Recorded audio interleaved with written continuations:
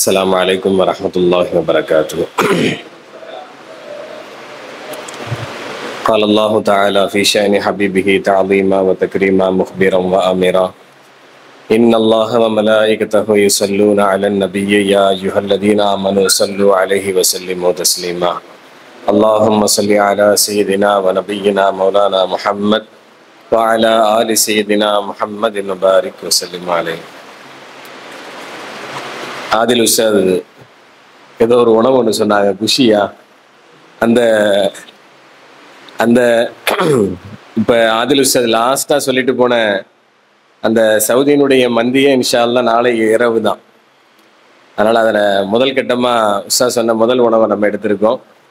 அடுத்து ஆதில் உஸ்தாதே அந்த மஜ்பூஷின்னு ஒன்று போடுறதா சொல்லியிருக்கிறாங்க, அதை ஏற்பாடு பண்ணுவோம் அப்படின்னு நம்ம பேசியிருக்கோம். அதுக்கடுத்தா மூன்றாவதாக ஒரு உணவும் வந்திருக்கிறது.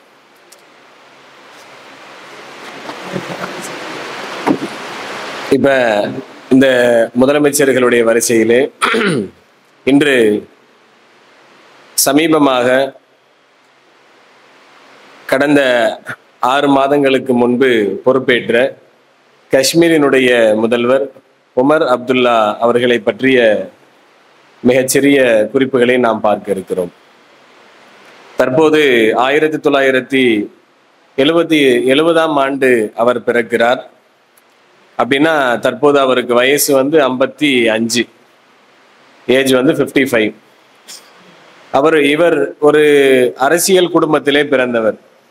1965லேயே நம்மெல்லாம் கேள்விப்பட்டிருப்போம், ஷேக் அப்துல்லா, ஃபரூக் அப்துல்லா, இவங்களெல்லாம் நம்ம அதிகமாக முன்னாடி உள்ள காலங்களில் நியூஸ்லேயோ அல்லது ஆர்டிகல்ஸ்லையோ படிக்கிறவங்களுக்கு தெரியும். அவர்களை பற்றிய செய்திகளை நாம் கேள்விப்பட்டிருப்போம். 1965ஆம் ஆண்டு காஷ்மீரினுடைய சிங்கம் என்று லயன் ஆஃப் காஷ்மீர் என்று அழைக்கப்படக்கூடிய ஷேக் அப்துல்லா அவர்களுடைய பேரன்னா இப்ப பதவியில் இருக்கக்கூடிய உமர் அப்துல்லா அப்படிங்கிறவங்க. இப்ப 1932ஆம் ஆண்டு தேசிய காஷ்மீர் தேசிய கட்சி ஒன்று ஷேக் அப்துல்லா அவர்களால் தான் உருவாக்கப்பட்டது. பின்னால அவர்களுக்கு அடுத்து அந்த கட்சியை ஃபரூக் அப்துல்லா அப்படிங்கிற அவங்களுடைய மகன் எடுத்து செல்கிறார்.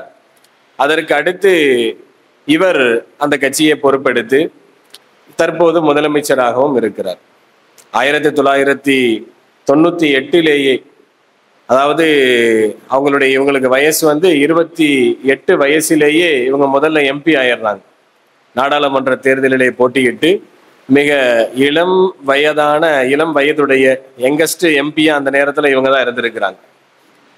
அடல் பிஹாரி வாஜ்பாய் அவங்களுடைய காலத்திலேயே வெளியுறவுத்துறை இணை அமைச்சராகவும் அதற்கு அடுத்து ஒரு துறையிலையும் அவங்க என்ன செஞ்சிருக்காங்க, அமைச்சராக இருந்திருக்கிறாங்க. 2009ஆம் ஆண்டு இவங்களுடைய படிப்புன்னு பார்த்தா ஸ்கூல் படிப்பை ஸ்ரீநகர்லையும் ஜம்மு ஸ்ரீநகர்லையும், அதற்கு அடுத்து இவர்கள் யூஜி பிகாம் காமர்ஸ் படிச்சிருக்காங்க, பிஜியில் எம்பிஏ படிச்சிருக்காங்க. அது படித்து முடிச்சு இவர்களுக்கு அரசியலுக்கு வரணுங்கிற எண்ணம்லாம் பெருசா இல்லைன்னு சொல்லப்படுது. அவங்களுடைய தந்தையோடு அந்த அரசியல் பயணம் போதும். ஏன்னா இவங்களுடைய தாய் ஒரு பிரிட்டிஷ் பெண்மணி. இவங்களுடைய தந்தை திருமணம் முடிச்சது ஒரு பிரிட்டிஷ் பெண்மணியை தான். அவங்க பேர் மோலி அப்துல்லா அப்படின்னு. அவங்கள திருமணம் முடிச்சனால இவங்க பிறந்ததே இங்கிலாந்துல தான். அதனால இவங்களுடைய கல்ச்சர், இவங்களுடைய லைஃப் ஸ்டைல் எல்லாமே அப்படி அந்த பக்கம் போயிடலாம், அவங்களுடைய தந்தையோடு இந்த பொலிட்டிக்கல் லைஃப்பை முடிச்சுக்கலாம் அப்படிங்கிறது தான் அவங்களுடைய தாயுடைய ஆசையா இருந்திருக்கு. ஆனாலும் சில காலச்சூழல்கள் காரணமாக, சூழ்நிலைகள் காரணமாக அவருடைய தந்தைக்கு அடுத்து அதே அரசியல் பணியை இவர் எடுக்கிறார். என்றாலும் கூட வரலாறு என்ன சொல்கிறது அப்படின்னா, அந்த அரசியல் குடும்பத்தில் பிறந்ததனால் மட்டுமே அல்லது ஒரு பெரிய பொலிட்டீஷியனுக்கு கிராண்ட் சன்னா இருந்தனால மட்டுமே இந்த அரசியல், இந்த மக்களுடைய இந்த பணி அவங்களுக்கு ஈஸியா கிடைச்சிடல. அதற்காக அவர்கள் கடுமையான போராட்டத்தை எடுத்திருக்கிறாங்க. தன்னுடைய வாழ்வில் 28 வயதில் தொடங்கிய அரசியல் பணியை கிட்டத்தட்ட வயது இப்ப 55 ஆகிறது, இன்றும் தொடர்கிறார். அன்று எந்த கொள்கையோடு, எந்த ஒரு வேகத்தோடு, எந்த ஒரு ஸ்பீடா அவங்க இருந்தாங்களோ, எந்த நோக்கத்தோடு அவங்க பயணிச்சாங்களோ, அதே நோக்கத்தோடு இன்றும் அவர்கள் கடுமையான உழைப்பு செய்யக்கூடிய நபராக அவங்க இருக்கிறாங்க. 2019 நமக்கெல்லாம் தெரியும், காஷ்மீருக்கான அந்த 370 ஆர்டிகிள், அதாவது அந்த காஷ்மீருக்கான சிறப்பு அந்தஸ்து ரத்து செய்யப்பட்டது. நம்மளாம் கேள்விப்பட்டிருப்போம். கிட்டத்தட்ட 6 வருடங்கள் 2024 வரைக்கும் அங்க வந்து ஆளுநர் ஆட்சி தான் நடந்தது. பொதுவா காஷ்மீருக்கு வந்து சிறப்பு அந்தஸ்துகள் இருக்கிறனால அதனுடைய தனித்தன்மை என்னவா இருந்துச்சுன்னு சொல்லப்படுதுன்னா, முன்னாடி வந்து இந்திய குடியுரிமை உள்ள யார் வேண்டுமானாலும் இனிமேல் ஜம்மு காஷ்மீரில் நிலம் வாங்கலாம். அதாவது முன்னாடி அந்த சிறப்பு அந்தஸ்து இருந்த காலத்துல பார்த்தா சிட்டிசன்ஷிப் இந்தியால எனக்கு இருந்தாலுமே கூட என்னால காஷ்மீர்ல இடம் வாங்க முடியாது. அதற்கு அடுத்து காஷ்மீர்ல வந்து அதே மாதிரி அங்குள்ள அரசு பணிகளிலே அந்த பகுதி மக்கள் மட்டும்தான் பணியமர்த்தப்படுவார்கள். வேற்று மாநில மக்களுக்கு அங்க இடம் இல்லாம இருந்திருக்கு. அது போல சட்ட ஒழுங்கு நிர்வகிக்கும் உரிமை, அதாவது அங்க உள்ள லா அண்ட் ஆர்டர் வந்து சென்ட்ரல் கவர்மெண்ட், ஸ்டேட் கவர்மெண்ட், இப்ப நமக்கெல்லாம் 2 இருக்கு இல்லையா. சிறப்பு அந்தஸ்து அவர்களுக்கு இருந்த காலத்துல என்னதான் சென்ட்ரல் கவர்மெண்ட் ரூல் செய்யும், புதுசா சட்டங்களை கொண்டு வந்தாலும் முதலமைச்சருடைய பெர்மிஷன் இல்லாம ஒரு சட்டத்தை அங்க அமல்படுத்த முடியாதுன்னு இருந்துச்சு. அதற்கடுத்து காஷ்மீர் மாநிலத்திற்கு சட்டப்பேரவை, அதாவது இப்ப நமக்கெல்லாம் வந்து சட்டமன்ற ஒரு தேர்தல் நடக்கணும்னா 5 வருடங்களுக்கு ஒரு முறையாக அது நடந்துட்டு இருந்துச்சு. அங்க 6 வருடங்களாக இருந்தது. இப்ப 5 ஆண்டுகளாக அது மாறிச்சு. அது போல அங்க வந்து இந்திய தண்டனை சட்டம் அமலில் இல்லை. முன்னாடி உள்ள நேரத்துல நான் சொல்றேன், அது 2019க்கு முன்னாடி வரைக்கும் அங்க இந்திய தண்டனை சட்டம் அமலில் இல்லை. அங்க உள்ள லோக்கல் பஞ்சாயத்தோ அல்லது லோக்கல் டீமோ என்ன அந்த நேரத்துல முடிவு செய்யறாங்களோ அல்லது அந்த காஷ்மீருடைய அதுக்குன்னு தனியா சில ரூல்ஸ் அண்ட் ரெகுலேஷன்ஸை ஃபாலோ பண்ணதாக சொல்லப்படுது. இவைகள் எல்லாமே ரத்து செய்யப்பட்டு 2019 இருந்து 2024 வரைக்கும் காஷ்மீர் வந்து நேரடியாக ஆளுநர் ஆட்சியில் தான் இருந்தது. அந்த நேரத்தில் நடந்த நிறைய கஷ்டங்கள், நிறைய அவலங்கள், அவைகள் எல்லாம் நம்ம வந்து செய்திகள்ல படிச்சிருப்போம். அந்த நேரத்துல உங்க ஃபரூக் அப்துல்லா, உமர் அப்துல்லா இவங்கள் வந்து ஒரு பெரிய கட்சியினுடைய தலைவராக இருந்தனால, கடுமையாக அவர்கள் எதிர்த்தனால பல ஆண்டு காலம் அவர்கள் வந்து வீட்டு சிறையில் வைக்கப்பட்டார்கள்.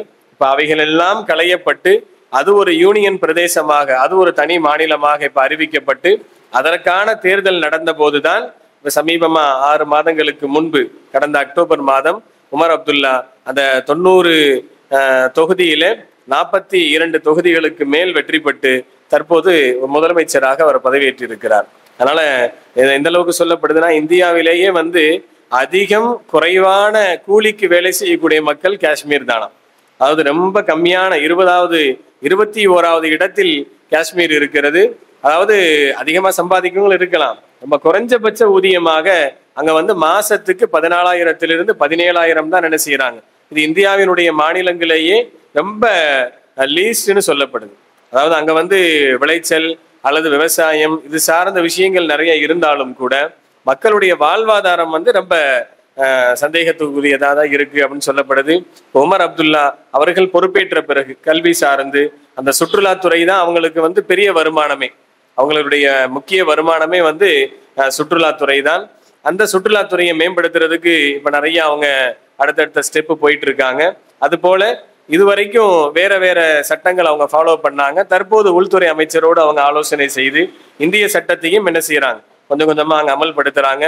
அதற்கு அடுத்ததாக நம்ம கூட கேள்விப்பட்டிருப்போம், இந்த வந்தே பாரத் எக்ஸ்பிரஸ் வந்து ட்ரெயின் இப்ப நம்ம தற்போது பார்த்தா சென்னையிலிருந்து திருநெல்வேலி, சென்னையிலிருந்து நாகர்கோவிலுக்கு, அது மாதிரி சென்னையிலிருந்து இந்த பக்கம் கோயம்புத்தூர் சைடு போகுது, மதுரை டு பெங்களூர், இது மாதிரி வந்தே பாரத்தினுடைய இது வந்து சமீபமா ஜம்முல இருந்து ஸ்ரீநகருக்கு அறிமுகப்படுத்தப்படுகிறது. அதாவது பிப்ரவரி லாஸ்ட்லேயே வர வேண்டியது இந்த மந்த்துடைய எண்டில் அது வரும்னு சொல்லப்படுது. அப்படி வந்தால் இருக்கிறதுலேயே ரொம்ப எப்படி சொல்றது, ரொம்ப அழகிய பிரயாணமாக அது மாறும் என்று சொல்லப்படுகிறது. -டிகிரியில தான் அங்க வந்து குளிர் இருக்குமா. ஹிமாச்சல் பிரதேஷ் அதெல்லாம் கடந்து அதெல்லாம் கிராஸ் பண்ணி போகக்கூடிய அந்த அழகிய காட்சிகளை காண்பதற்கே மக்கள் என்ன செய்ய போறாங்க, நிறைய அந்த ட்ரெயினை பயன்படுத்த போறாங்க. அப்படிங்கிற அடிப்படையில அந்த சுற்றுலாத்துறையையும் அதே நேரத்தில் அது ரயில்வேக்கும் ஒரு பெரிய வருமானமா அது மாறும் என்ற கணிப்பிலே இந்திய ரயில் நிர்வாகம் வந்து அதை அறிமுகப்படுத்தி இருக்கிறது. இப்படி காஷ்மீர் வந்து தற்போது இப்படி இருக்கு. அதனுடைய ஒரு பெரிய முதலமைச்சரா, அதாவது அங்க எல்லா கட்சிகளையும் தாண்டி, அதாவது இவரை வந்து எப்படி சொல்லப்படுதுன்னா, மக்கள் வந்து ஒரு பெரிய அரசியல் கட்சி தலைவருடைய குடும்பத்தை சார்ந்தவர் அப்படிங்கிறதுக்காக மட்டும் அவரை தேர்ந்தெடுக்கல. அதுக்காக மட்டும் தேர்ந்தெடுக்கல. அதை தாண்டி அந்த காஷ்மீர் மக்களுக்கு உற்ற தோழராக எல்லா பிரச்சனைகளையும் நின்று அவங்க அந்த மக்களோடு மக்களாக இருந்து கிட்டத்தட்ட 28 வயசிலிருந்து 55 வயசு வரைக்கும் அவருடைய உழைப்பு தான், அந்த நம்பிக்கை தான் இன்று அவர் என்ன செஞ்சிருக்கு. ஏன்னா அவங்க காங்கிரஸ் கட்சிக்கு கூட 6 தொகுதிகள் தான் ஜெயிச்சதும். கிட்டத்தட்ட 42 தொகுதிகளை தனியே இவரை நம்பி மக்கள் கொடுத்துருக்காங்க. அப்படின்னா இது நிச்சயமாக அந்த குடும்பத்தின் மீது ஒரு நம்பிக்கையா தெரியல, இவரை நம்பி கொடுத்துருக்காங்கன்னா அந்த இடத்தை அவர் சரியாக தக்க வச்சிருக்கிறாரு. மிகச்சிறந்ததொரு ஆளுமையாகவும் இந்திய நாட்டில அறியப்படக்கூடிய நபராக அவர் இருக்கிறார். நாமும் அப்படி மிகச்சிறந்த உழைப்பாளிகளாக காத்திருந்து நம்முடைய வாழ்வினுடைய இலக்கை அடையக்கூடிய மக்களாக அல்லாஹ் நம்மை ஆக்கியருள் புரிவானாக. வாஹிரு தஅவானா அல்ஹம்துலில்லாஹி ரப்பில் ஆலமீன். அஸ்ஸலாமு அலைக்கும் வரஹ்மத்துல்லாஹி வபரகாத்துஹு.